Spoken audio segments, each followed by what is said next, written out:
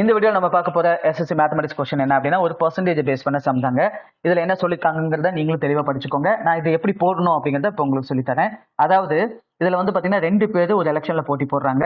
ஒருத்தர் 75% ஓட்ட வாங்கிடுறாரு. அப்ப கண்டிப்பா பர்சன்டேஜ் அப்படின்னாவே இன்னொருத்தர் 25% ஓட்டு தான் வாங்கிருக்கணும். அப்ப இவரை விட இவரு எத்தனை பர்சன்ட் கூடுதலா எடுத்திருக்காரு அப்படின்னா 50%.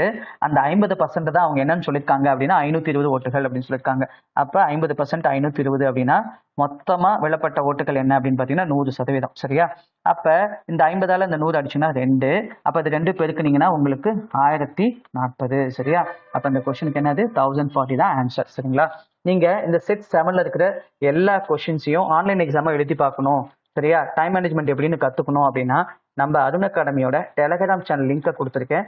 அந்த டெலகிராம் சேனல்ல ஜாயின் பண்ணிட்டு நீங்க அதுக்கான லிங்க் இருக்கும், அதை கிளிக் பண்ணி நீங்க இந்த எக்ஸாம் எழுதி ப்ராக்டிஸ் பண்ணிக்கலாங்க. தேங்க்யூ ஃபார் வாட்சிங் அருண் அகாடமிக் சேனல்.